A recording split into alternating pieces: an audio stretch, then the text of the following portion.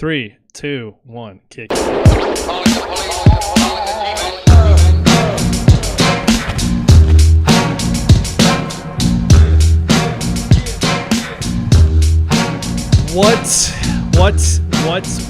What is up, everybody? You are now listening to the Dick Around podcast, where guess what? We dick around every single day. Hit me with that age restriction, TikTok. It's about time. Do it. Do it from the beginning. We're not. Just we're do not it already. Just, I dare you. I double dog dare you. No hate speech required. Right, exactly. Hit us hard, hit me hard. I'm Philbo, one of your hosts. That's Josh, your other host. We're Hey. both equal and beautiful in our own special ways. That's what he likes to tell himself. Right. Anything to That's help when him sleep. when he lays that 5 head down on the pillow at the end of the evening. It helps. Also, that's my dog. You might hear him in the background too. Sorry, sorry about him. Oh, I can go get my dogs. Then we won't hear anything. Right, We don't have right. to worry about it. And it'll just be the worst episode of all time, hands Well, down. I doubt it. We've had some pretty bad episodes. So. Yeah, we have. And actually, we've had bad episodes audio wise. We've actually never had a bad episode.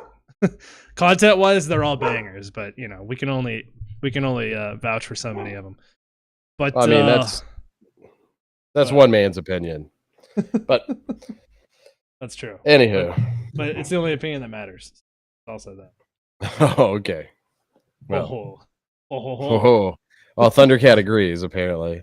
yeah. Well, that's her job. So.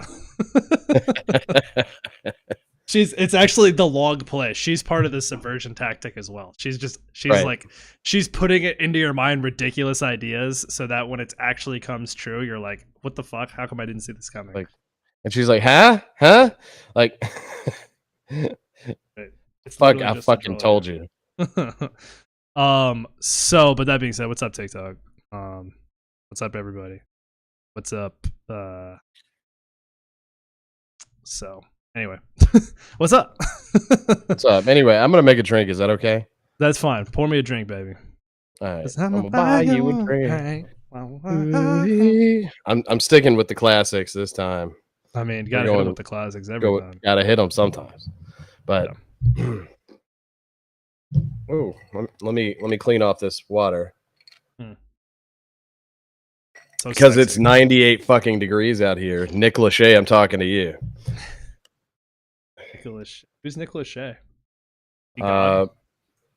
One of the singers from 98 Degrees. Oh, see. Ooh, see, that's I where don't my really age know pays that. off. Yeah, it's the only time it's ever benefited you ever. Once upon a time when you were 3 years old, there was a band called 98 Degrees. Right, exactly. They were living in the shadow of the Backstreet Boys and NSYNC. Right. Wasn't that the name of that club in Savannah too? Probably there was something. Something Anyway, degrees. I found this at the tree. Look at this. Woo! I've never fucking seen this That's before. a sexy looking monster. What is that? Monster. It's Monster Reserve. What did they age it in an oak barrel? What does that even mean? Yeah, no, it's aged in port wine barrel, and no. Yeah, I was like, no, it's fucking not. I'm pretty sure this was discontinued before it hit the shelves. That's why I set the tree. That's why it's not reserve. It's like in the army. It's reserve because It is reserve. they just haven't used it in 40 years. Right. It's for the reserves. Right. Exactly. No, it's kiwi strawberry flavored. It's not bad. Kiwi strawberry. That's an interesting approach from Monster. I don't know if I would It's like. not that one of personally. it's not one of my favorite flavors, but look, it's interesting also because it doesn't have that like you're gonna die if you drink this look like normal Monster does. Right. You know, like when you actually pour normal Monster out, like it looks like gloopy and it's Yeah. like dark yellow, like you actually went on a 3-day drinking bender with your buddies, and It kind of looks like if you poured it into the gas tank of a John Deere, it would actually work. Yeah, for no, about 50 it looks miles like or so. it looks like last year after the cabin, like the first piss I took when I got home. Like, Yeah, exactly. It looks Anyway. real rough. yeah, no, it's bad. Like, don't put it in your fucking body. But But this is Anyway, fine. no, this this has is a totally nice- different. oh, it's clear. But it's also, I mean, it's high test too. It's none of that 0 calorie bullshit. It's got the High full test. 120 cals. But anyway, let's get this toast out of the way. Toast, everybody. Cheers. cheers to you, you beautiful 5-head bastard. To all the beautiful followers, the fucking awesome subscribers, the one with the little dick that we hang out with sometimes. I might see him tomorrow. But here's to everybody. We're going to get it going. Sorry, I'm going to sweat through my shirt, through my hat. I'm going to sweat through fucking everything. But we're going to get it going. We're going to dick around. We're going to have a good time. Cheers, everybody. Oh, yeah. Cheers it is. Good stuff. Not bad. So let's hit them with the old 1-2 here. So the first thing we gotta talk about is might be one of the best moments of Wheel of Fortune, and definitely the last season in Pat Sajak's career. It's definitely been hitting everybody's feed the last day. I'm pretty sure the episode aired yesterday, but we had this wonderful moment with one of the contestants where they put out a phrase. And let's just say explain how the game works. So, Article 1, Section 1, Paragraph A. So if you don't know what Wheel of Fortune is, which actually there's probably a lot of kids who don't know what Wheel of Fortune is.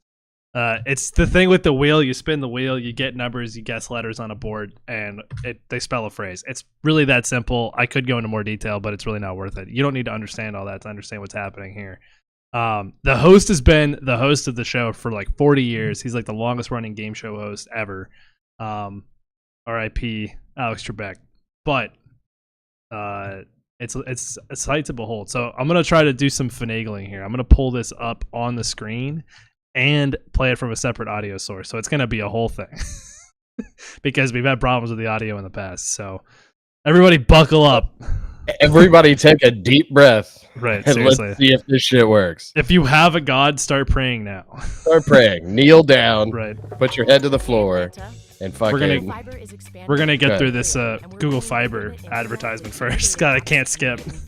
Actually, I might be able to get around it. Let's try this again. Oh, nope. I can't get around it. Okay.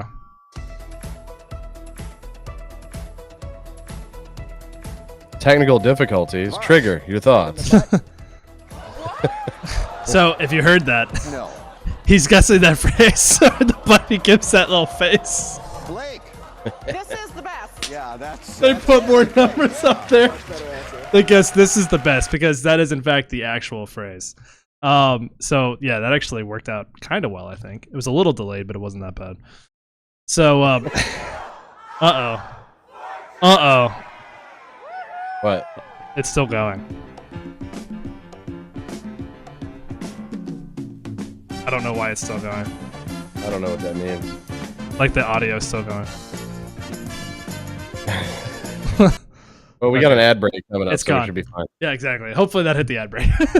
So anyway, I don't know if that worked or not, but that's what we did. That's really the only time we needed audio anyway, so we're gonna be doing okay. Wheel of Fortune! Woo! Yeah!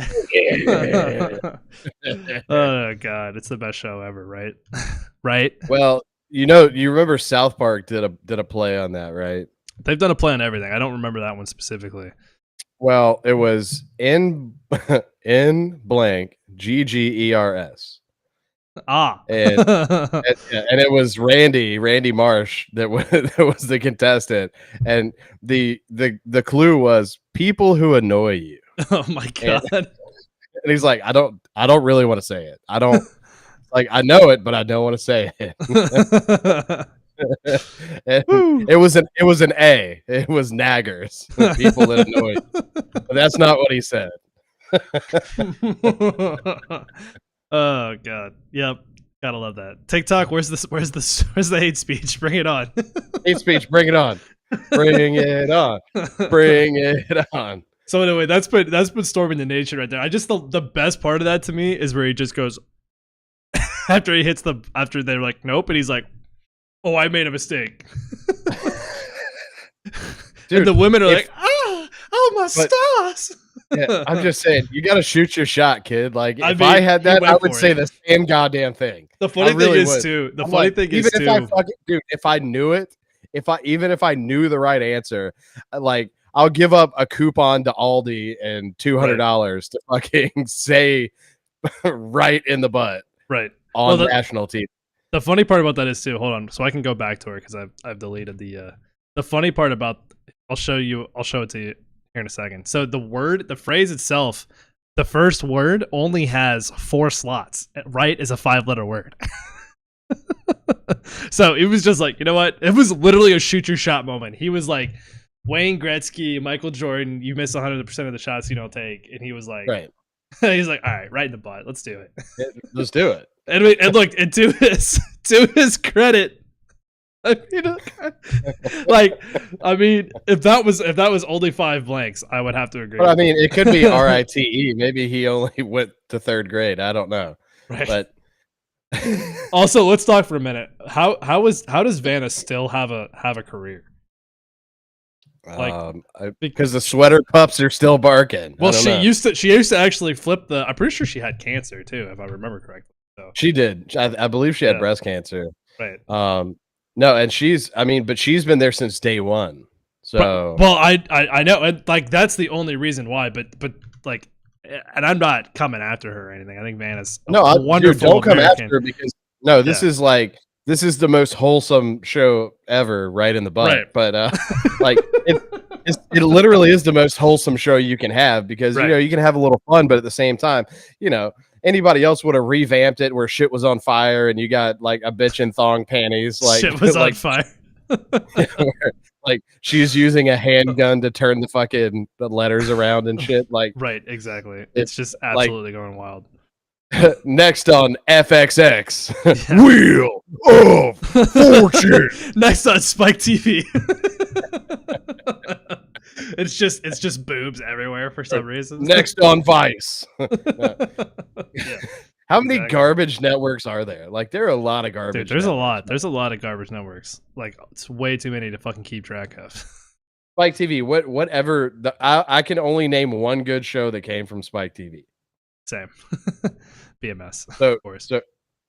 Well, that wasn't Spike TV. I thought it was originally. No, that was FX.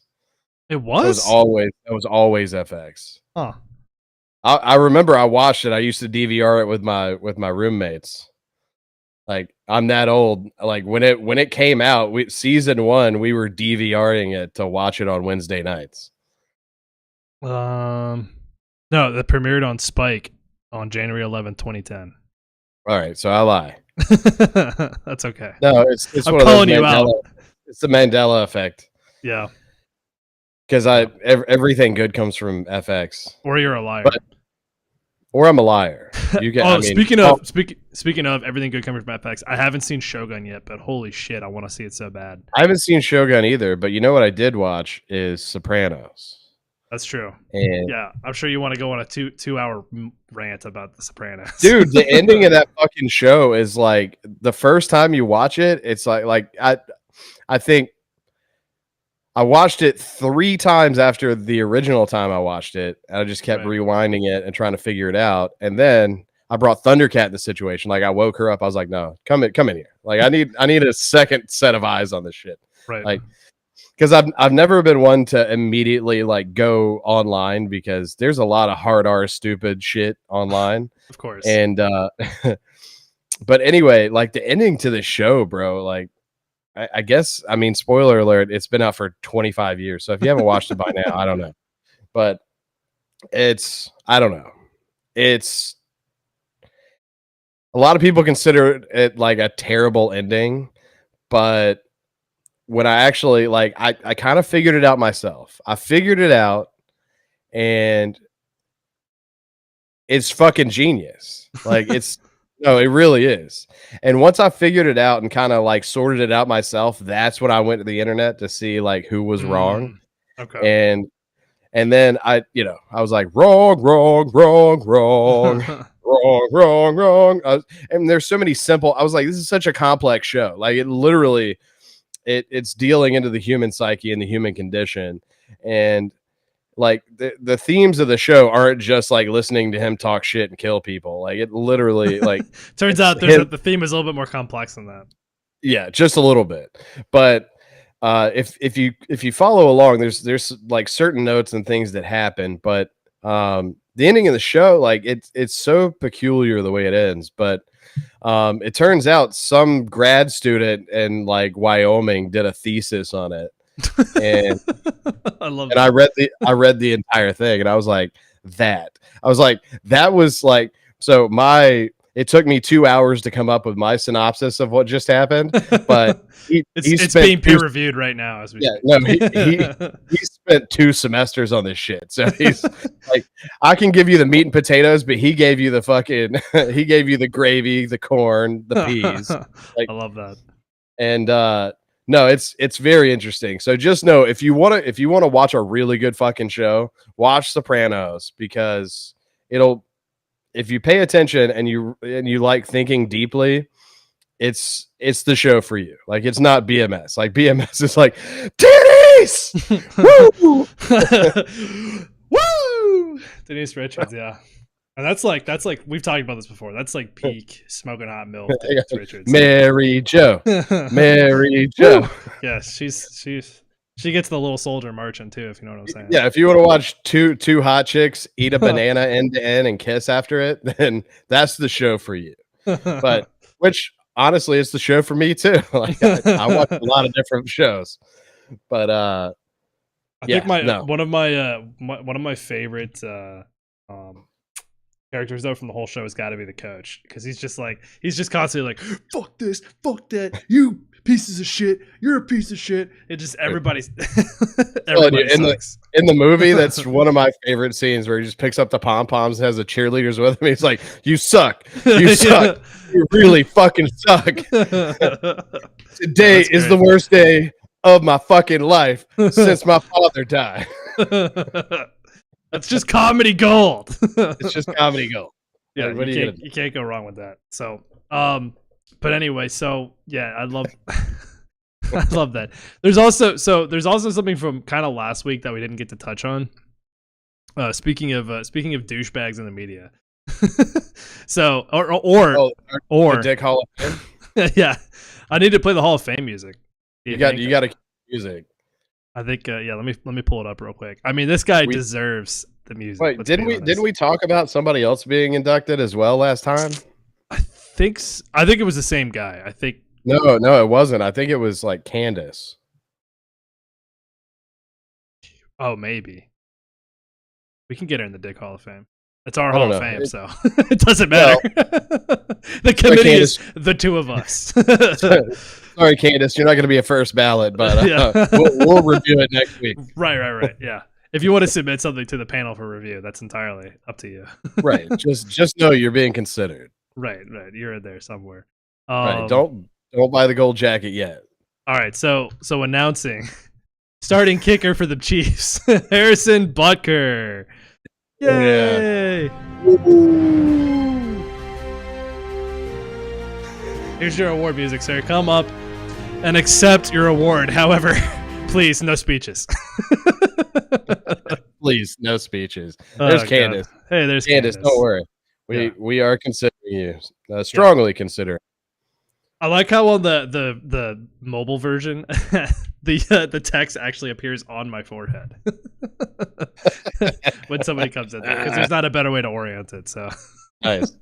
But yeah, what's up, Candace? Thank you for joining us. But anyway, so Harrison Butker gave a great speech where basically he was at a college graduation, and listen, he's at a Christian school, like college graduate. It's like a Christian college, so like it kind of puts it in a little bit more context, but it's still right. It's not that far out of bounds, but right. he took it there. But right, exactly. So like this wasn't like we go to the review for toe taps. This was the wide receiver slapped into the water cooler. It was out of bounds. Right, exactly. It wasn't in the stands, but it was definitely on the sideline. But I do have a quote here. And you said you didn't want to go this route, but we have to. He said he wants men to be men again. Be unapologetic in your masculinity. Fight against the cultural emasculation of men. Do hard things. Never settle for what is easy. Right. Well, that's not what's construing the controversy. No, I understand that, but I'm just saying, rock on, brother. I'm with you. Like, on that part, at least. The funny part is, goddamn right. I'll read the transcript of what he says. So to picture yourself, you're a 22-year-old woman. You just graduated college. You're on to big and better things. Regardless of your religious affiliation. Okay, this is just the best part of it. For the ladies present today, congratulations on an amazing accomplishment. You should be proud of all that you have achieved to this point in your young lives. I want to speak directly to you briefly because I think it is you, the women, who have had the most diabolical lies told to you. So far, I'm on board. This is where he goes wrong. Because you think he's talking about glass ceiling and this and that. He's not. No. How many of you are sitting right here now about to cross the stage, thinking about all the promotions and titles you're going to get in your career? Some of you may go on to lead successful careers in the world, but I would venture to guess the majority of you are most excited about your children, your marriage, and the children you will bring into this world. Now, I'm going to have to go out on a limb and say a 22-year-old girl who just graduated college is not thinking first and foremost about getting married and having kids. This isn't 1953. Right, unless you just got knocked up by a frat boy, right before. In which case, they still probably aren't looking forward to it.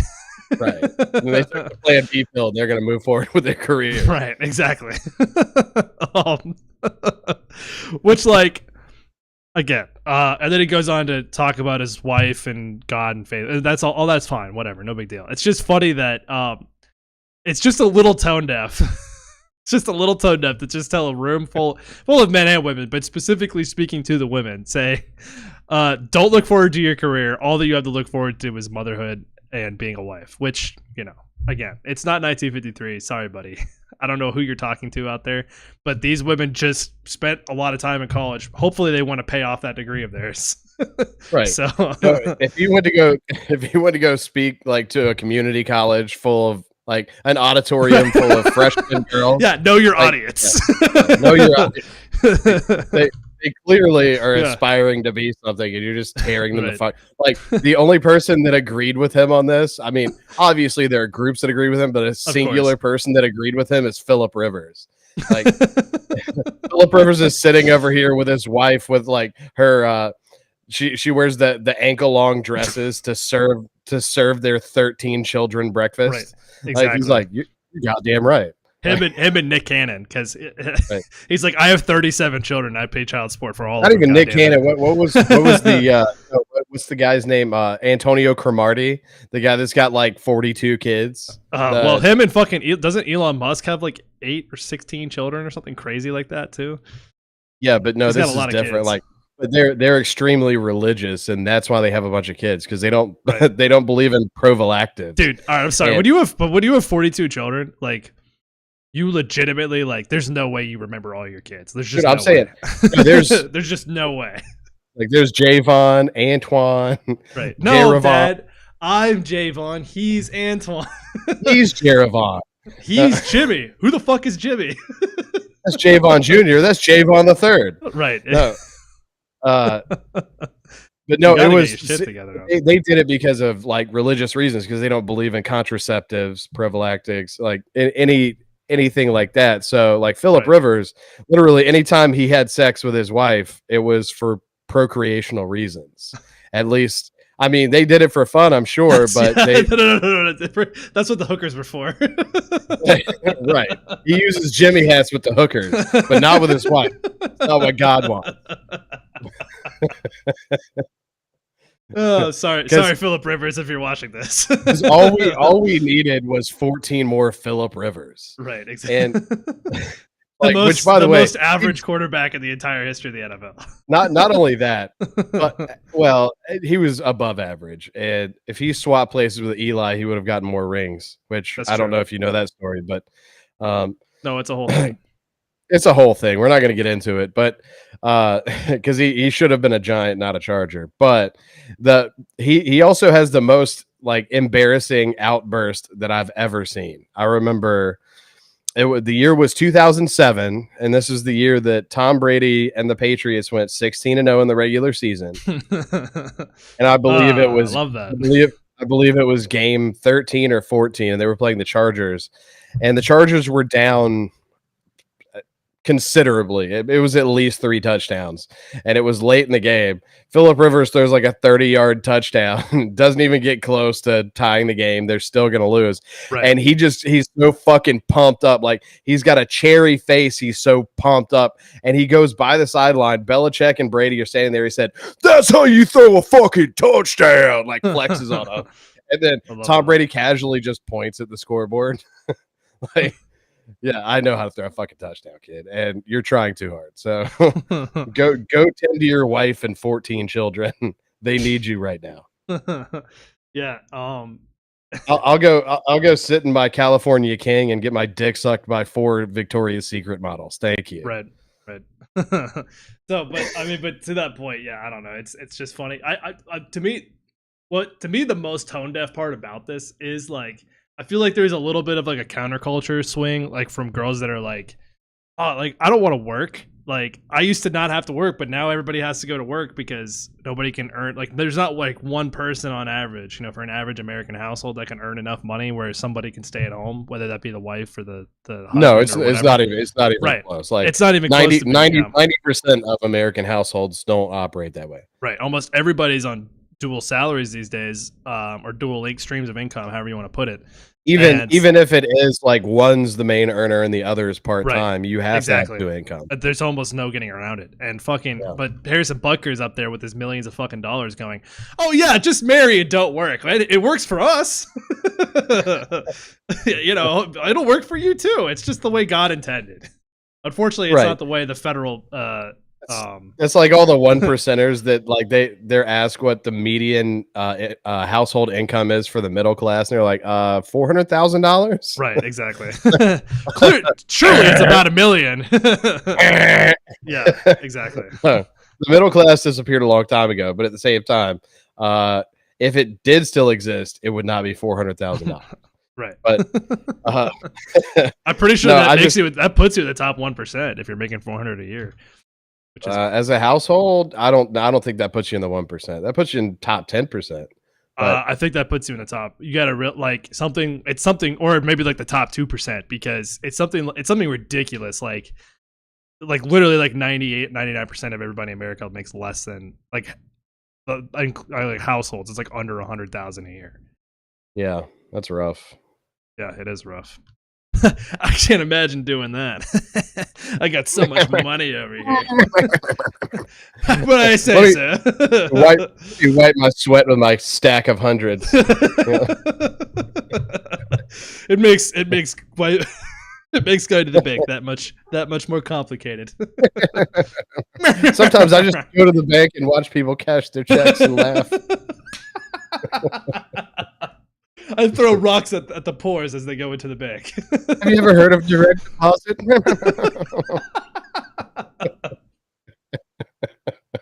Yeah, for real. That's like, but it's crazy. And like, yeah, we make up 160 a year combined household, and it's like, nah, good luck with that. Like, we barely have money left over. Like, it's ridiculous. Yeah, trust me, I get it. Yeah, I get it. Because when I'm in like full stroke and she's back in full stroke, like we make slightly more than that, but at the same time, dude, it's not tough. Enough. It's tough out there for a player. You know what I'm saying? And you don't have debt. I've got like $1,000 of debt a month. It's ridiculous. It's hard out here for a pimp, bro. Yeah, it is. Fucking hard, dog. Anyway, so we're poor. That's the long story short. We're poor. We're poor. We're just not poor people poor. Right. We're not real poor. We're just white people poor. We can afford the alcohol to try. Yeah, exactly. we can afford the alcohol to drown our sorrows on the weekend. That's about it. Right. Without having to do that leather and lace every once in a while. And not like that bartender. I don't think you talked about that guy on the air, but.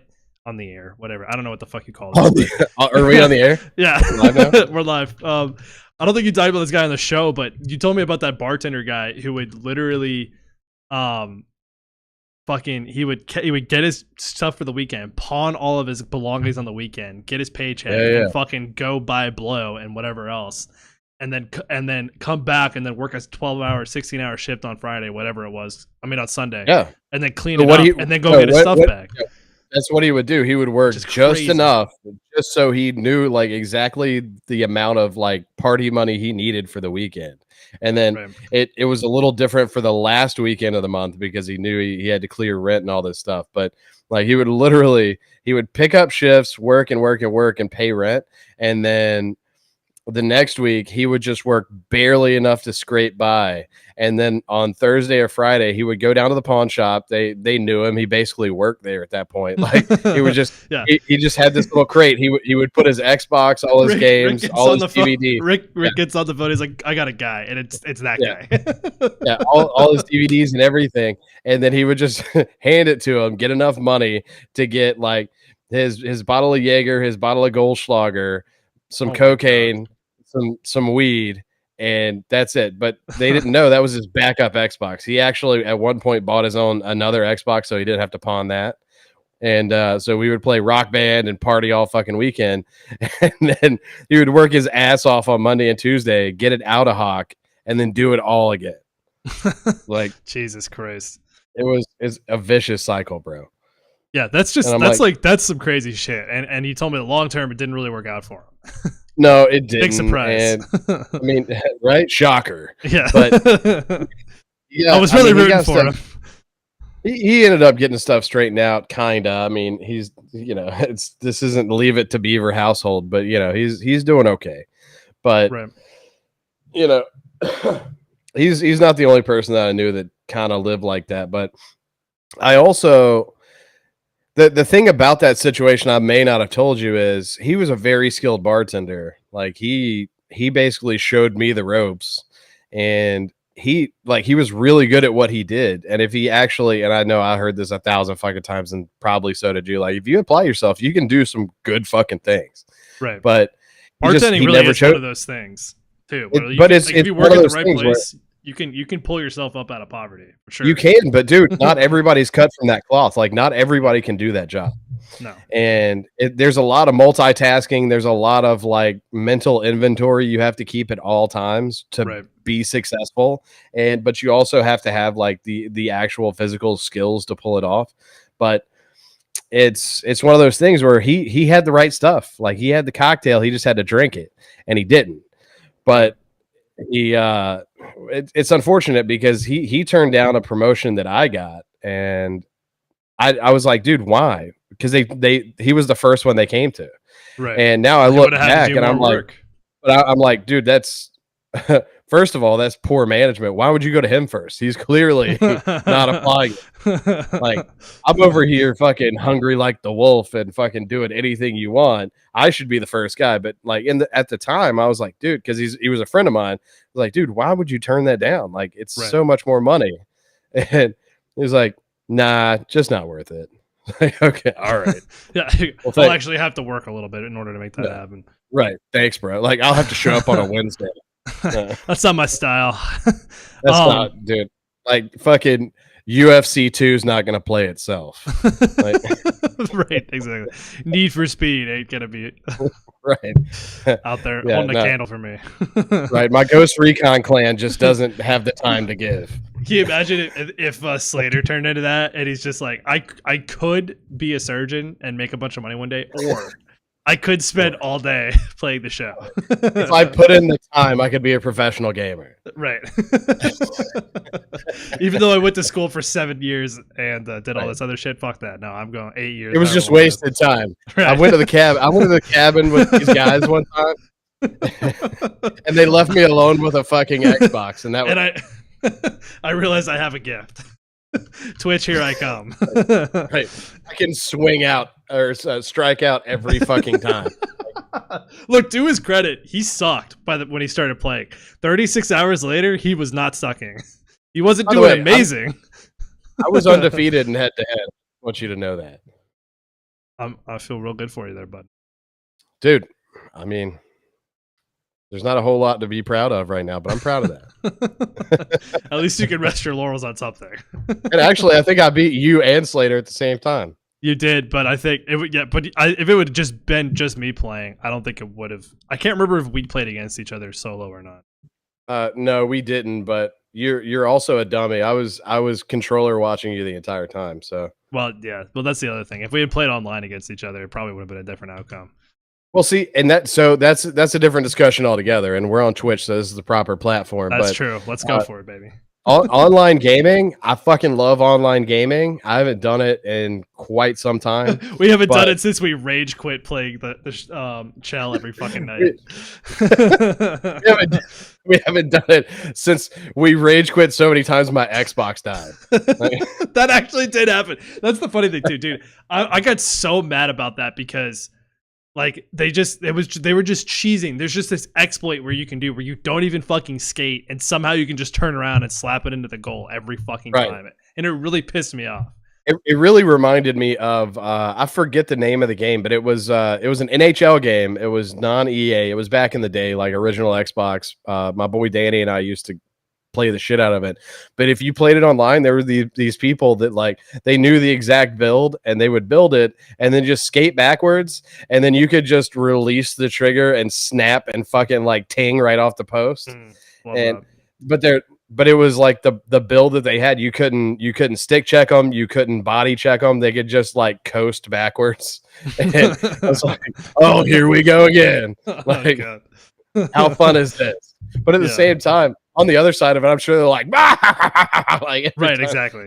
I mean, every time we beat somebody, we were like, oh, look at those morons. The 2 times we beat somebody. Yeah, exactly. Yeah.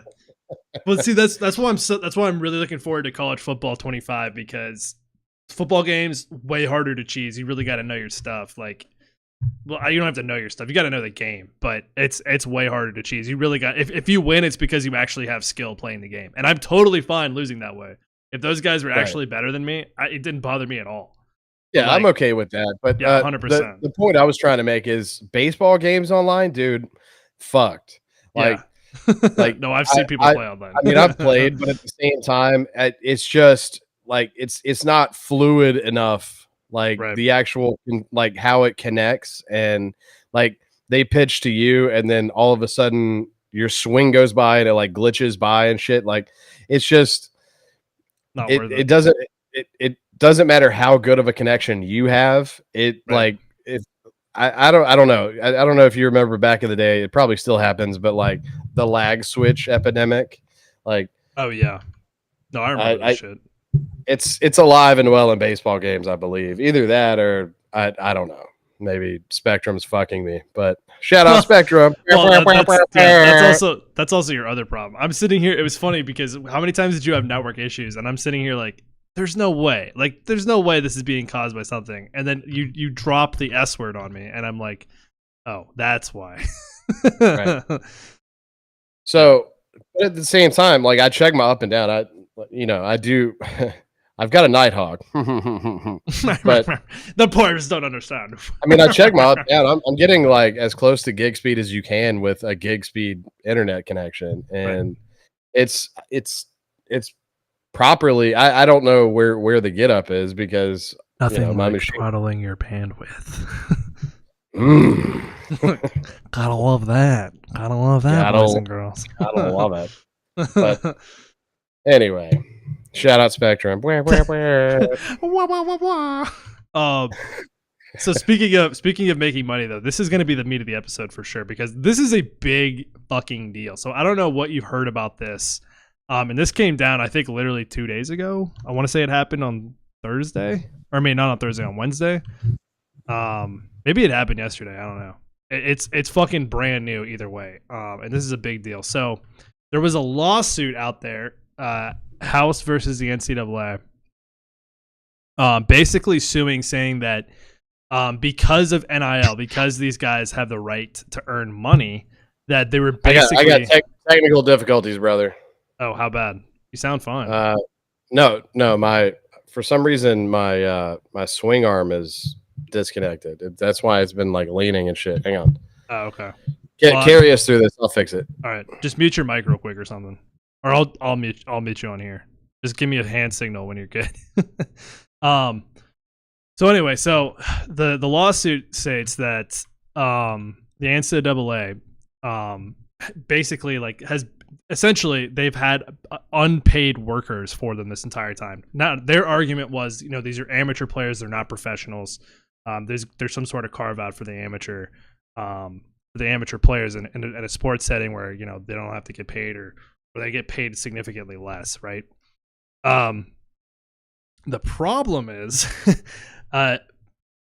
that's not the way it's going to be viewed anymore. Now, this is a settlement, so they actually settled out of court, but it's actually really important because the terms of the settlement actually dictate how things are going to be going forward. So that means there wasn't an official ruling on this, but the terms of the settlement are basically the outcome that they were searching for.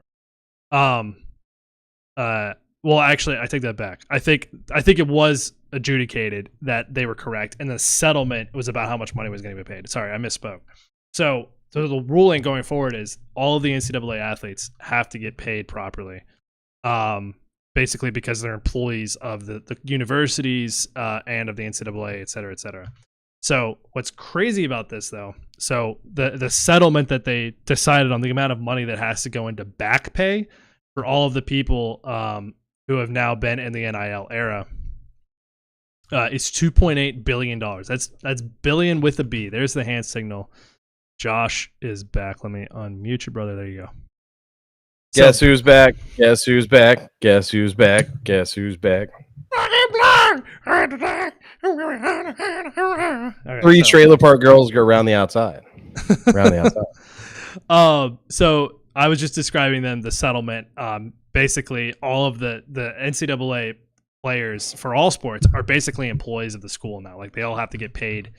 The method they're going to go through doing that is going to be through revenue sharing. So, which is I think is going to end up being controversial, but we'll get into that later. I'm still going through the specifics of everything. So the NCAA has to pay $2.8 billion. They're going to pay roughly 40% of that, which I think is like $1.1 billion that they end up paying. And then the rest of the schools are going to pay the remaining 60%.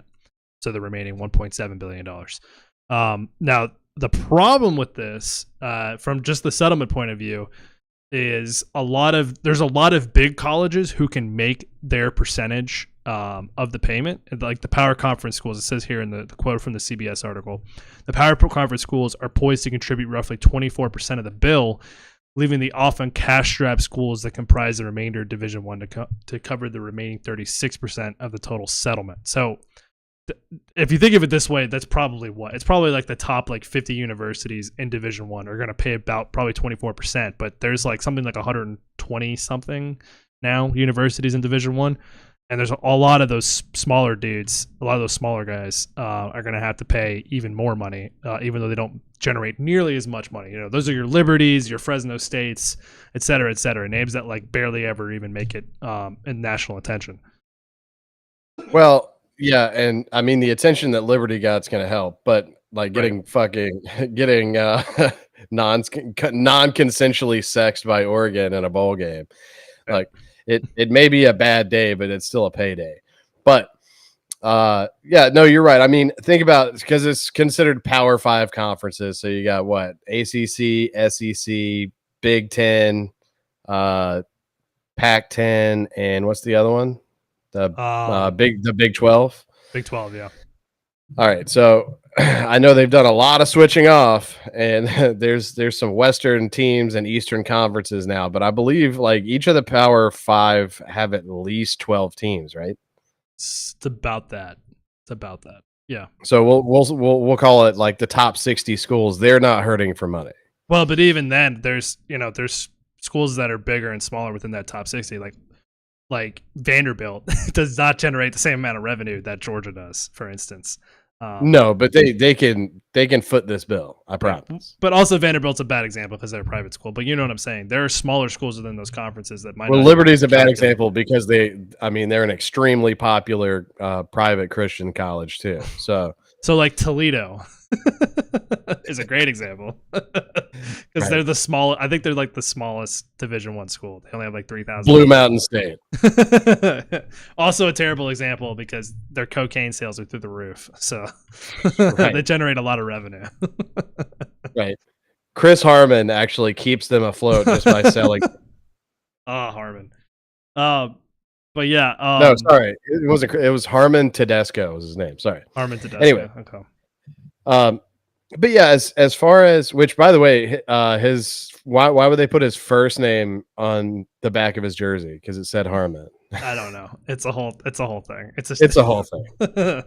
I don't think they actually gave him a last name until the final season, but it wasn't thought through.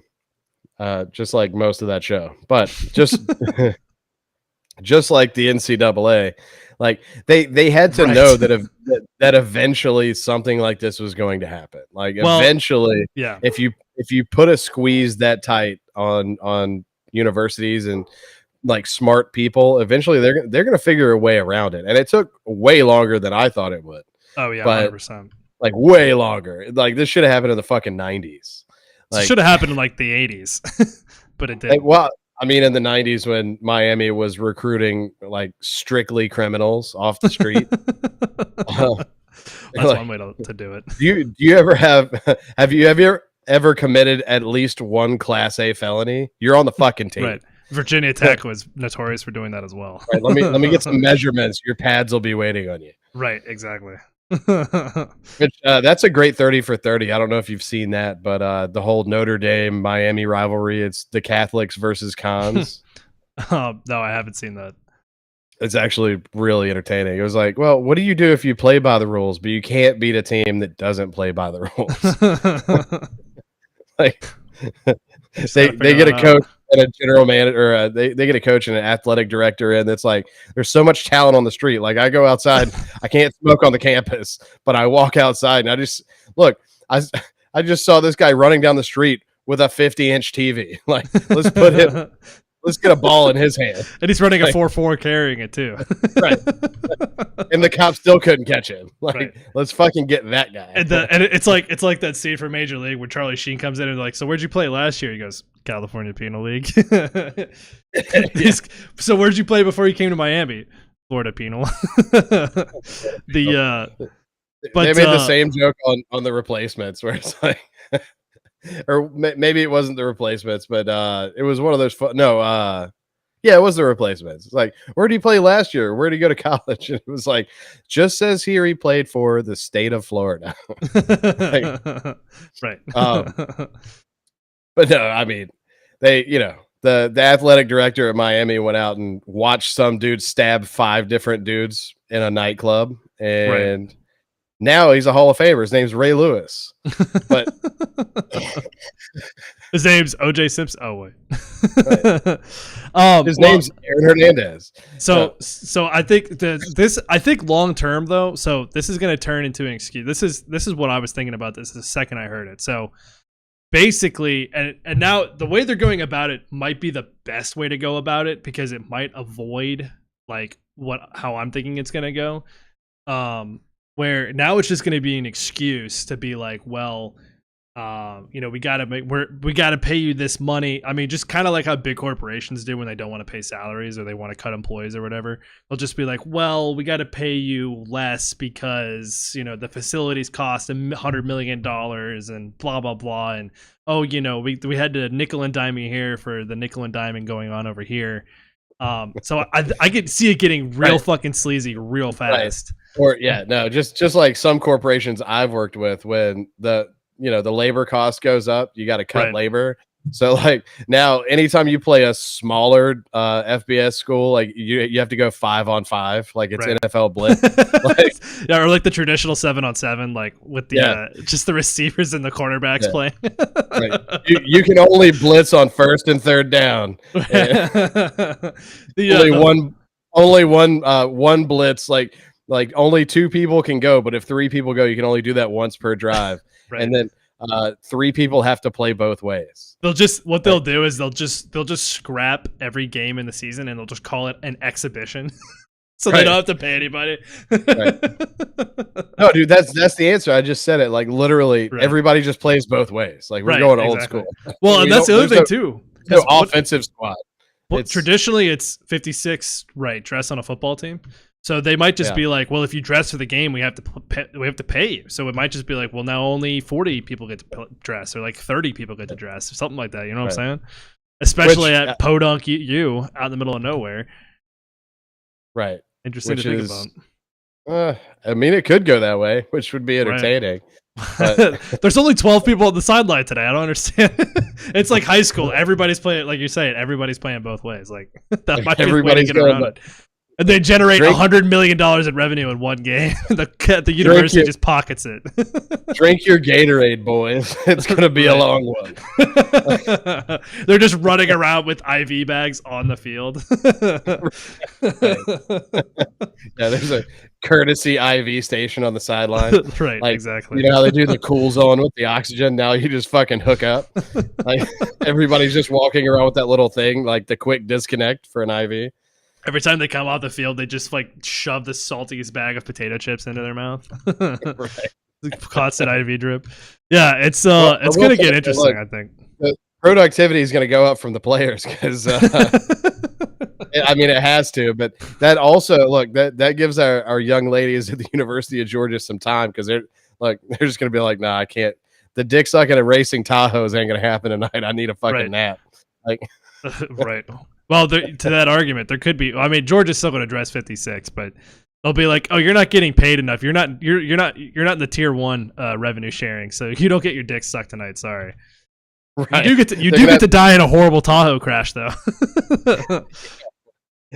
On the way to Waffle House. Yeah. So make sure you're drunk. Right. But yeah. Anyway, R.I.P. ladies. Speaking of R.I.P., one of my favorite people actually passed away yesterday. I'm still here. I said one of. Oh, okay. Morgan Spurlock passed away yesterday. Who is that? That is the director of many controversial documentaries, one being Super Size Me. Oh, the Super Size Me guy. Now he's the guy. Didn't he actually participate in the Super Size Me documentary? Wasn't it him basically that did it? Yeah. That's pretty wild. Well, and he's only 53 years old, so I think he shouldn't have done the Super Size Me, man. I think it was adverse to his health. Well, did this have something to do with Boeing? was he working on a documentary for Boeing? Hold on.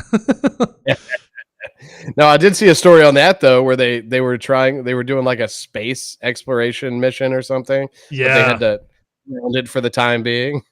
They had to bolt the doors down. Yeah, I'd be for the best. There wasn't enough duct tape on hand for them to secure all the latches. This could be the Challenger all over again, but worse. Yeah, exactly. Then they're gonna blame the people, the engineers that were in charge, and just murder all of them. Boeing taking America to the next level, straight to the peaks of the mountaintops, right, and exactly. into them. And if the doors don't blow off, the cockpit will. Right. Boeing TM.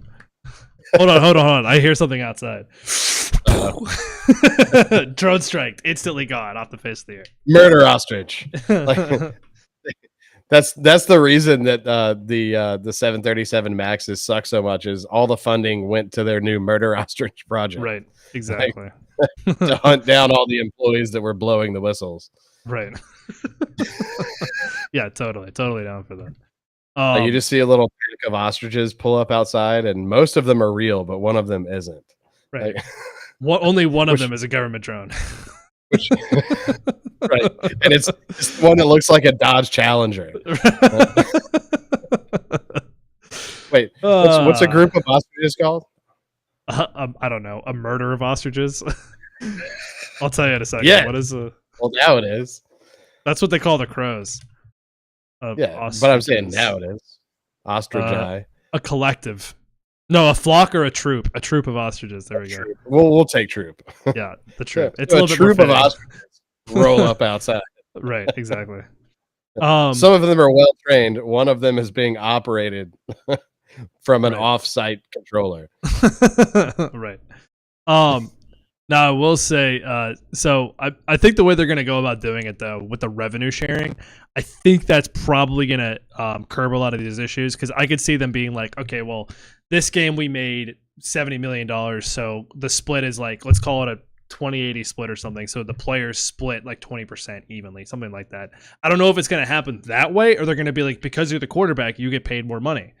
I don't know how it's going to work. Like, I don't know how the payout is supposed to be structured, but I think it could get real dangerous if they try to do it any other any other way. Like, I don't really know what the fuck's gonna happen. So Yeah. Well, so what I was going to suggest would be like an incentive based thing, which, I've always thought, professional athletes, they make a lot of money. So why don't we make the majority of their money incentive based to where Right.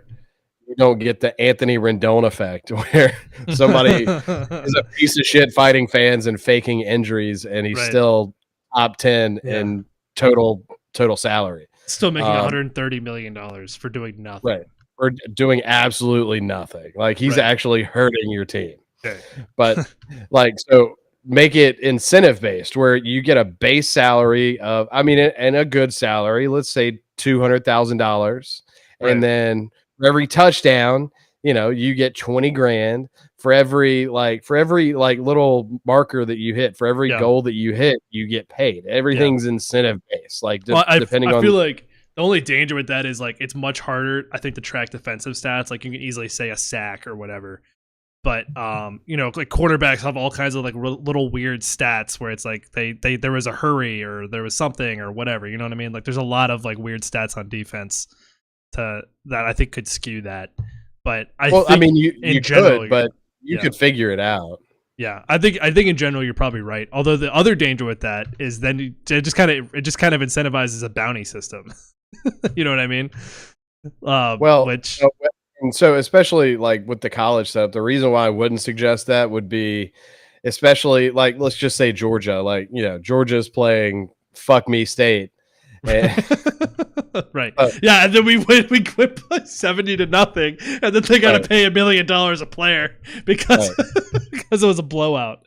Right, but at the same time, then your starters are fucking pissed because you took them out in the second quarter. Right. And now, so it's and then, but at the same time, it would incentivize the backups to not be Alex Moran, to not be like, all right, well, I'm getting my education paid for. I'm getting my dick sucked at the frat house. Like, I'm just going to cruise. Like, I don't need to go out there and get my head bashed in.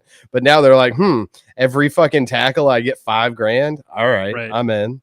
Right. Well, I think part of the problem with that, I mean, is, I don't know. I just feel like, I don't know. The problem is then like, but you do get backups then. I don't know. I'm trying to say like 13 things at once. I think the problem is, I think the biggest problem, like you said, is with the starters. Like the starters are going to get pulled from a game. They're going to get pissed. They're not going to make as much money.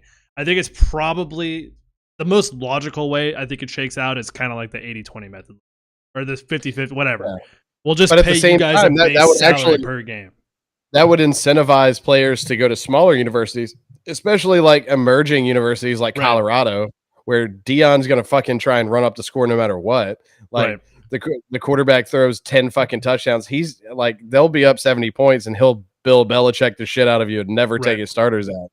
Well, this is to my point. We've talked about NIL a lot on the show before, but I think this is the one thing that I said was always going to come out of NIL from day one is it will drive better athletes to smaller schools because they will be able to get better deals based on the region they get. Like there might be a car dealership who's going to pay somebody $1 million to come and be the starting quarterback at Toledo, where they have a lot of competition if they're going to go be a backup at Georgia, and they're not going to make as much money from the deals doing that. And I think this is going to incentivize that because even if you don't go to a premier school, you can still go to the middle of nowhere university and still make a salary doing this, and then you can still bring in your regional deals or whatever based on that.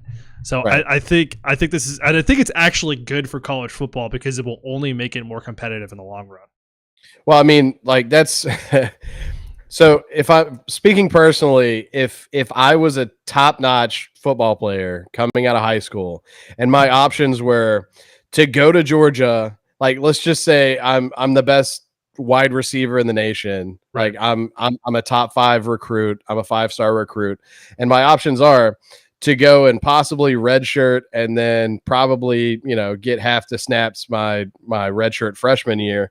Or I could go to the University of fuck me state and and I could start immediately and catch a million fucking touchdowns against garbage teams.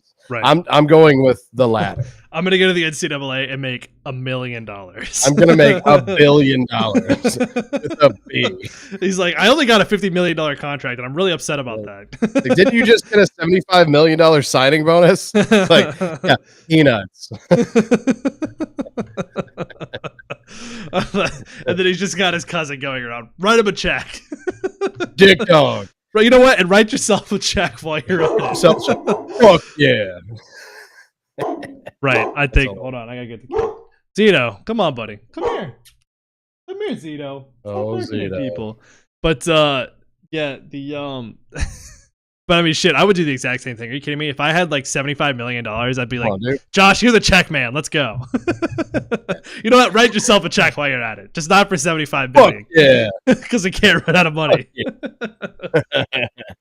But no, I'd Randy Moss the shit out of it. I'm like, oh, you don't want me? Okay, I'll go to 100%. D2. Yeah, 100%. I'll play for Marshall University and be the greatest D2 wide receiver of all time. Right, exactly. Hold my fucking beer. Yeah. Because literally, I will be drinking while I'm playing. Right. But welcome to beer league football. Right. No, I don't need to be sober for this shit.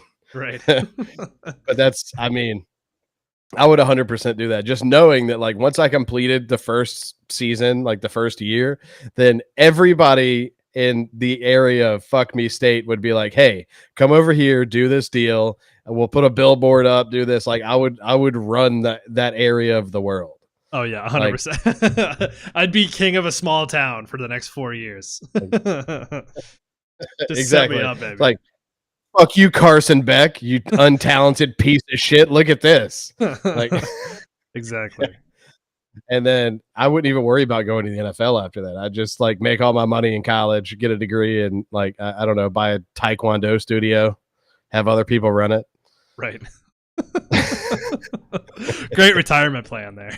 I mean, if you got enough, you got enough. It's about what you want to do after that. But yeah, I fucking love. I mean, it's gonna look. Big changes are coming either way. It's still we're still like we don't know the full impact of it.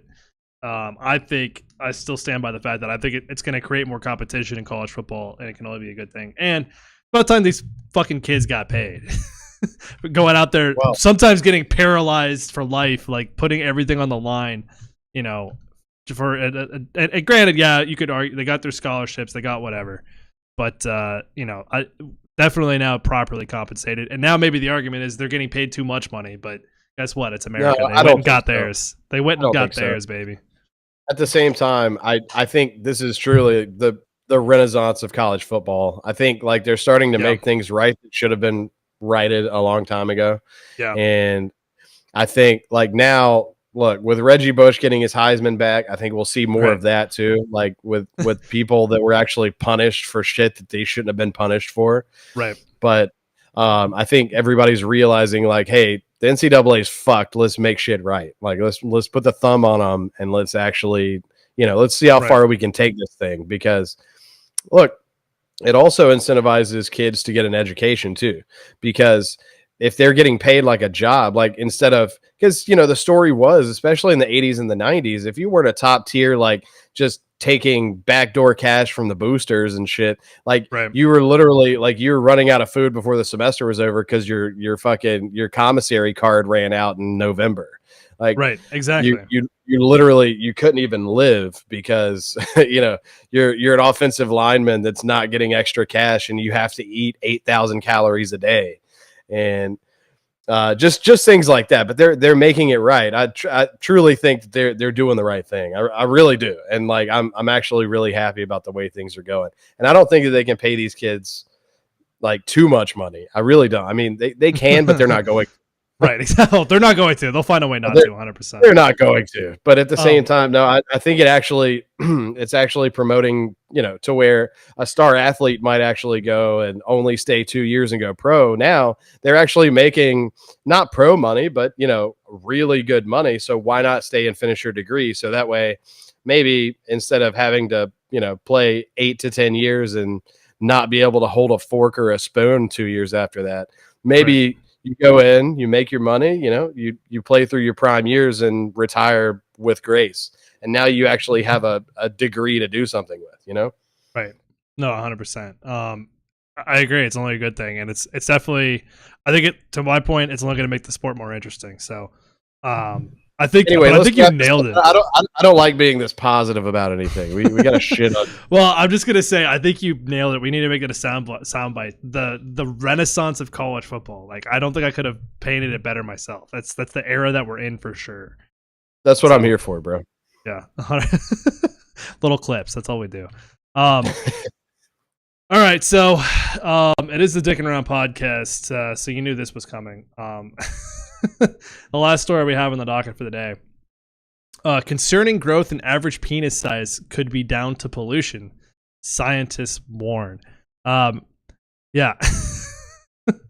I'm just gonna quote straight from the study here. Researchers compiled data from 75 studies conducted between 42 and 2021 that reported on the penile length of 55.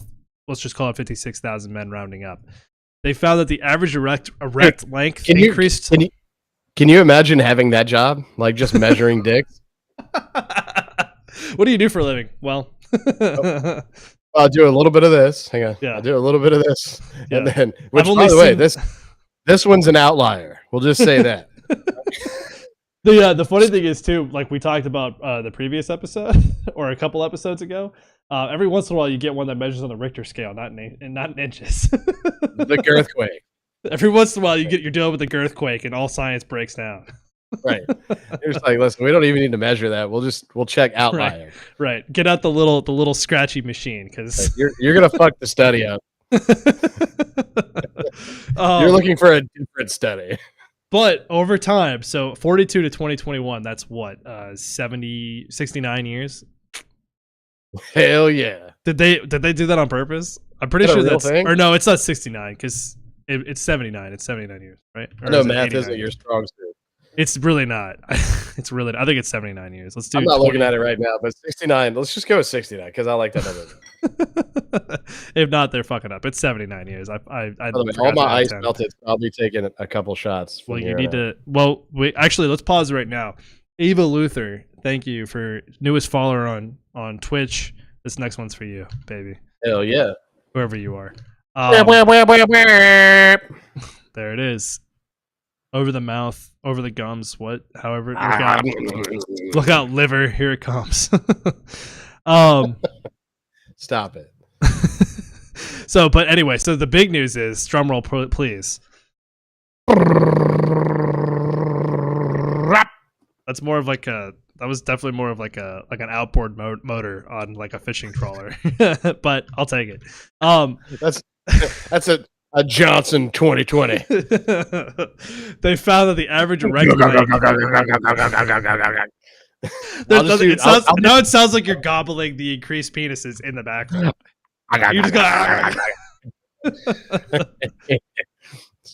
what are you, a Georgia staffer? I'll do sound effects here on out. For the entire. What's that guy? The Georgia staffer. What's that guy? Michael Winslow, I think, who does all the sounds. Yeah, you're just Michael.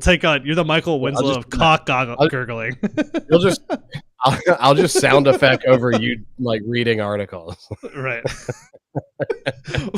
I have no idea why the show hasn't taken off yet. I can't put two and two together on that one. So back to the story. Anyway, the average erect length increased from 4.8 inches to 6 inches over the past 3 decades. Again, I fail to see the problem here. Right. That makes me feel good. I'm bigger than that, so. The rapid growth is potentially worrying, warned one researcher. The increase happened over a relatively short period of time.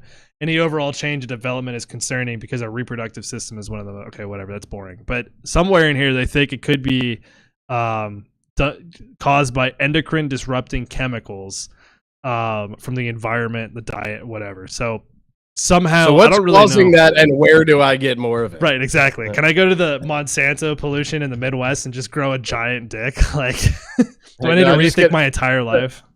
I get a giant bendy straw and I'm just sucking pollution out of a fucking lake. Right, exactly. Give me all the GMOs. Give me all. I'm like, I sign up for like chemtrail flights just to get the most possible that I can get. Extra gluten, please. It goes straight to my dick. They don't call it the girthquake for nothing. Right. This girthquake is definitely not gluten free. It's definitely not vegan friendly. You have a peanut allergy. This girthquake does not have celiacs. God damn it, we're ramming it through. Pun intended. Anyway, so anyway, I think this is a great story. It'll kill you due to internal damage alone. No, so. I guess the other question is, so if it's making dicks bigger, is it also if it's making bigger dicks, does it also increase the amount of dicks we run into? Because that is part of the Dick Hall of Fame.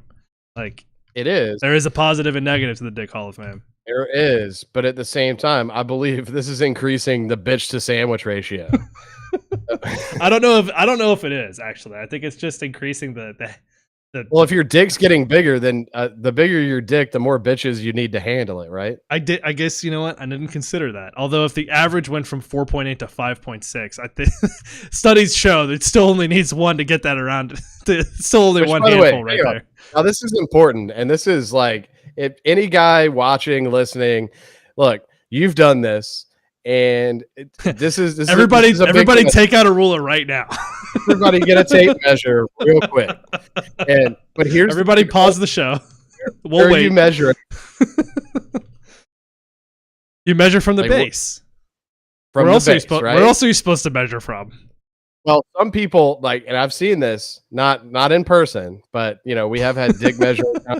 Josh, it's okay if it's been in person. It's 2024. So some people go down the bottom of the shaft and push it into the balls as far as they can get. And I'm like, that doesn't make any sense. Like, you're cheating yourself, kid. Like, you're lying. It's always from the top. It's always from the top. But not only that, it's the top, right? They do say, I think scientifically speaking, they do like part of the cartilage that, you know, creates the erection. We'll just, hopefully we can say that on who the fuck knows. Anyway, Boner. That does go into your skin, but that doesn't count because if it's on the inside, it's not like you can use it on the outside. Right, you can't. It's an unusable product. I love the completely unsolicited drop of boner. Boner. Clip it. Yeah. Trigger. No. Trigger your thoughts. Trigger your thoughts. So no, and I've heard this method too, where they actually go past the balls. I've heard of a lot of different things people are doing these days. Your dick technically goes to the taint, and like they measure past the balls, and I'm like, no, that's like you don't. I'm like, no, you don't have a 10-inch dick, bro. No, sorry, you don't. And if you're telling people that, you're lying. Right. So, and there's gonna be some disappointed ladies. So. I'm gonna be very the ladies are gonna be very disappointed. The ladies are gonna be very disappointed. And also, I'll call you a goddamn liar when I see you change in the locker room. Yeah, I'm a grower, not a shower. I swear. It can only grow so much, bro. I swear. It can only grow so much. You'd be surprised. You've seen Dune, right? No, actually I haven't. And I refuse at this point. But your loss. That's fine. Well, that's fine. It's a remake anyway, so fuck everybody. But it's a remake, but the original was trash. Well, that's fine. Then why fucking remake it? Well, like, because they can do it better.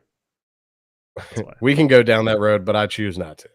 It would be like I'm trying to think of a really shitty 80s movies, and there is a lot of them. Although everybody swears there's a lot.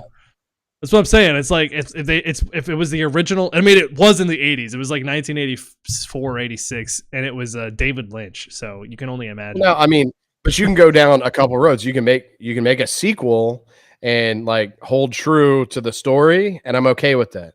But the remakes, like the Red Dawn shit, and now the fucking I'm telling this isn't what that's not like this at all. Everybody in the Dune community, like, no, it was worse. Well, I understand that. Yeah, Red Dawn is a great example, but I'm telling you, and Roadhouse, like that. The new Roadhouse with Conor McGregor, and Jake Gyllenhaal. Jake Gyllenhaal plays the Sways. Like, get the fuck out of here. Plays the Sways. It would be like, but that's my point. It would be like if the new Red Dawn and the new Roadhouse came out first, and then the old one came out second. Like, it's like that with Dune because nobody. there's like a cult appreciation for the old Dune because it's really fucking weird, and like David Lynch is still a good director. The movie's just weird as fuck and like doesn't really follow the book that well. It skips around a lot. But that's my point. It's not true to the source material. It's not. Some of it's true to the source material. It's not very true to the source material. Anyway, that's the point of these. Enough about Dune. Let's talk. If we're gonna talk movies, let's talk movies. Because fucking, I just watched the actual first trailer for Beetlejuice, and I'm in. I forgot they're coming out. Isn't it? Wait, but isn't it a musical or something, or is that just the? No. And it's got all the Joker movie coming out. It's a musical. The only surviving member that was in the original that isn't in this one is Alec Baldwin, and it's going to be better because of that. Yeah, exactly. Oh, dude, that's the thing. Alec Baldwin has gotten a pass his entire career because he's never been a good actor, and I've never understood why. No. Like, I don't understand it. Like, he was okay. He's not even okay on SNL. The only thing he actually did good on it, I think he did a Trump impression, right? And it wasn't bad, but I've seen a million better ones. Right. It's like that was his thing. It's like, dude, just quit. Like, just he's never been funny once in his entire fucking career. He's been in some serious stuff where like he does okay, but like he's never blown me away. A couple years ago, then the fucking.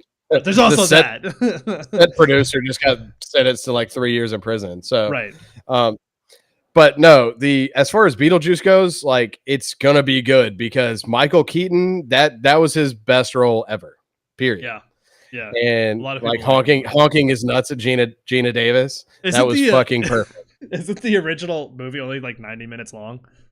Yeah, I mean it's feature length, but it's nothing crazy. I mean, but it's Tim Burton, and dude, I'm not balls deep in Tim Burton shit, but at the same time, some people do. Like, some people some people have like Tim Burton themed weddings and shit. I'm like, dude, all right, that's enough. Like, calm down. Yeah, some of them have like HBC and Johnny Depp posters on. Put down the vape pen, take a few of those piercings out, and calm the fuck down. Like, I don't know. Stop shopping at Spencer's. Stop going to Hot Topic. Stop it. It's not that cool. Quit it. Everybody's laughing at you. Like, it's not cool. You're the only people keeping that store alive for some reason. Yeah, stop. We could put a goddamn Orange Julius there. Stop shopping there. Well, and speaking of, I went to the mall today. Speaking of, why is Cinnabon only in the mall? Like, Cinnabon's fucking good. We can put. They're also in the airport as well. Well, it's the same kind of environment, massive retail space. I just feel like, why? Cinnabon, you're good. You got good shit. Like the public, I'm not saying the public needs it, but we got Ozempic and Wegovy now. I mean, go out there and sell your product. You know what I'm saying? Right. Like, the fat American craze is over. Anyway, sorry, rant's over. Extra jizz on my Cinnabon, please. Dude, the jizz on there is so good. Like, don't even start with it. The Cinnabon jizz is delicious. By the way, he did a whole bit on it. It's like I get a Cinnabon on the way out of the airport, but that's what you gotta do. I'm so fat and disgusting. I can't wait until I get home to kill myself. Right. Like, exactly. But no, it's exciting. But yeah, at the same time, Alec Baldwin. I don't know did you see Beetlejuice? So weirdly enough, I've never seen Beetlejuice. Maybe it's not weirdly enough because you're like, this kid's never seen anything. I've seen a lot of movies. I haven't lived in front of the fucking VCR player when I was 12 like you did. Well, but I've still seen. I was doing other things, but there was downtime. But yeah, it's like Alec Baldwin was just in the movie. Like he did basically nothing. He was the plain Jane. Like, we got to have this character for some reason. Like he was that guy. Like. Gina Davis, Catherine O'Hara, Winona Ryder, and especially Michael Keaton, they carry the movie. And it's gonna be like they're all in the new one. Plus, I believe Danny DeVito's in it for some reason, which is just like that's the cherry on top. Gold. That's always gold. Danny DeVito is just Danny DeVito's he's never had a bad role. And even if he has, he played the shit out of it. Right, exactly. So, like the movie Twins with Arnold Schwarzenegger, like that's I don't know. I'm sure you've never seen that, but is this another bad '80s movie? Oh, it's a terrible '80s movie, but Arnold Schwarzenegger's terrible in it, but Danny DeVito's fucking hilarious. But No, That was I got to watch. We've already talked about this before, but I finally watched it yesterday because with Thundercat out of the house, which by the way, she left me. Everybody, she's in Atlanta now, so it's just She's me. a Philbo problem now. She's a Philbo problem now. That's why you've been able to hear and see me the entire time. Yeah, we get Yeah, guaranteed quality broadcasting for at least 2 months. Right, she's not mining carrots for World of Warcraft right now. They have a new server out, by the way, for all you nerds. I know. She runs it in the house. But I was actually able to watch that Nick Cage film we talked about, with Dream Scenario. Oh yeah, I forgot we talked about that. Did you like it? It's hot garbage. It is so bad. That must be why it disappeared off the face of the earth. Yeah, it's so fucking bad, dude. It's basically just a social commentary, and the ending is absolute trash. Boring. And no, it's really, really bad. It's basically like social commentary on cancel culture. And I was just like, dude, we've already dealt with this. Like, right, we've already dealt with this. Why did this come out last year? Yeah, Kevin Hart doesn't have to apologize for his tweets anymore. Like, it's over. Right, like we've dealt with this. Like, the people that are in jail, and the people that should be in jail still have a voice socially. So the canceling didn't work, and there's no reason being upset about it right now. So Nick Cage, I understand you took the role because it had lines, but you can do lines. Yeah, all right, but sorry, keep going. It was no face off. We'll just leave it at that. I love the fucking the Nick Cage SNL skit. You're right, Seth. I took it because it had lines. By the way, Andy Samberg did make a cameo in the movie. He had he didn't have any lines, no lines, but he was just dressed as Cage's character and like mimicking him, and just casually walks into a bar and just looks at him and then walks out. I love that. That's a great homage. Yeah, no, it was good. I'm sure that Nick Cage and somehow Andy Samberg are friends now because of that. Right. But they're on speaking terms now. Yeah. But Nick Cage, it's not his. I mean, it wasn't a bad performance from him. It was just the plot and the script, the dialogue, was just fucking terrible. Right. Like, hey, fair enough. So it's a basic Nick Cage film. That's what it is. We got, all right, I'll tell you what, we got 5 minutes. We only got 5 minutes left. Jesus Christ. I want to just share this video with the masses real quick, if that's okay with you. So there is volume to it, but does it matter if it's okay with me? You're pushing the buttons. Yeah, you're right. So fuck whatever Josh says. This is me at a party. I'll over your drink. This is me at a party last week. So I just thought I would share this with everybody. There's traditional, you can't really hear it because the audio's fucked. But there's traditional Mexican folk music being blared in the background, and we're just Cheers, twerking. Ava Luther, you get one more. Oh yeah. Look at me. Look at me. What are you doing there? How am I doing that? I'm throwing it back. I'm shaking what my mama gave me. Look at that ass on me, dog. Wait, is that Slater? No, it's not Slater. That's racist. Why? He's not Asian. No, that dude was Asian though. That's what I'm saying. That's why I'm saying it's racist. It's not racist. Yeah, anyway, Josh, we're gonna get banned on TikTok now. Come on. It's like me making black jokes on you. It's not the same thing. Well, I was related to Rosa Parks. It's a whole thing. But Wait, is that why you always sit in the front when we ride the bus? Goddamn right. My ancestor fought and died for that, right? Goddamn it. Skin color be damned. I'm riding shotgun. Right, exactly. Stop discriminating against me. Now we're banned. This is probably Marshall. You're right. Now we're banned. That was top 20 funniest jokes I've ever made on the show, but now we're done. Well, now we're done. All right, we got to hit the chop shop. I got to run. I'm running right from this to a house showing, so I got to fucking make it snap. Why? This is the chop shop. What do you mean, why? The chat. I mean, why do you have to make it? Why do you have to make it snappy? These people are working for you. You show up late and say, "What the fuck's the problem?" Well, I guess that's a good point. Although, if you if you don't want my money, say so now. By the way, it was a long drive, so I'm gonna rock a piss on this bush real quick. That's literally what I did on Wednesday when we went to go see the last house. Dude, I don't think I've ever. Honestly, I don't think I've ever fucking like looked at an apartment or a house and not used the restroom there.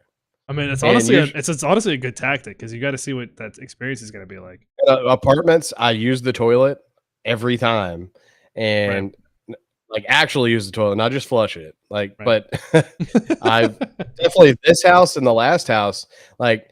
Thundercat takes for fucking ever. She's got to look at everything and take pictures and all this shit. I'm like, there's already a website with pictures on it. What do you need fucking pictures for? Like, I just go out back. Like, I remember the house in Savannah. Like, I just went out back and rocked a piss. And this one, I had to I had to figure out how to get in the fucking house, but I had to piss, so I just snuck in the backyard and pissed. Right. Like, I mean, it's just something. Look, dicks and dickheads. PSA: whenever you're checking out a new place. Look, mark it for yourself. Even if you're not planning on moving there, just leave your scent. Fart in a couple rooms, rock a piss somewhere, even take a shit. Just I did make the dire mistake early on. I remember a girlfriend of mine years and years ago. We were looking for an apartment and I had to shit my ass. But I sat down and his entire ass. I exploded on one of the toilets in the apartment and then realized that there was no toilet paper anywhere to be found. Oh God. Yeah. So that's probably a good thing. Yeah. Travel with toilet paper. I'm going to grab some before I leave. That's some good advice, Josh. Like or before you pop that squat, just look around. Yeah. Exactly. Leaves are better than nothing. Well, it depends. As long as it's not poison ivy. I've never made that mistake. I am a Boy Scout, so I'm not allergic to poison ivy, poison oak. I've never had a problem with it. I don't know. I'm no longer allergic to poison oak. I got it so bad one time that your body was like, "Fuck it, we're not doing that again."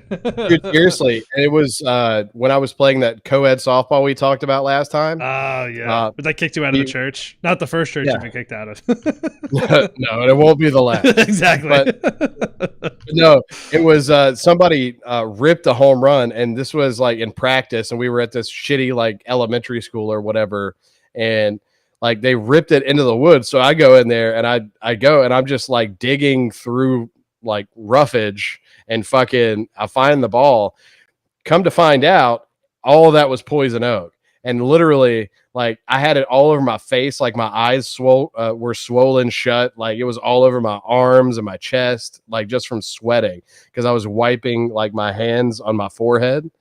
And since then, I can literally next time we're together, I'll pick up poison oak and I'll just rub it all over myself. I can't get it anymore. Like I got it so fucking bad, I can't get it. I love that. Yeah, we need to test that too because I've never gotten it, but I don't know if I rubbed it all over myself, I'd be curious to see how it goes. If you pay me $50, I'll rub it on my balls. Well, when you come up, Mater Ranch. All that being said, it's 6:31. I gotta go. I love you guys. Josh, your thoughts? Yeah, I mean, good episode. We talked a little bit too much about college football, but you know, first of all, there's no such thing. Literally no such thing. We didn't reference the dogs enough. That's true. And true. That's a chop for both of us. We'll wear that one. We'll wear that one on our chests. But for the rest of yous, jump on the bandwagon. Follow us on Twitch. Apparently, it's a thing now. People are actually getting the message. It's a thing. People like us. Yeah, sometimes. Follow us on Twitch. You can keep watching us on TikTok if that's what you want. I won't judge you for it, except for a little bit. And then you can catch us. All of our 16 and 17-year-old followers on TikTok, we love you too, but not in that way. But yeah, definitely not in that way. You can also look at our archive. I'm not Drake. I'm not P Diddy. Let's fucking look. that you can also look at our archive videos on YouTube, which I just realized I'm pointing, but on TikTok, on the vertical thing, I'm pointing at nothing. So whatever. You can also catch our videos on YouTube. You can catch us on Apple Podcasts if you just want to listen. Long car rides. We got plenty of episodes for you to listen to. Check us out. Follow, subscribe, buy merch, Patreon. It's a whole thing. Go check out the links. We love you guys.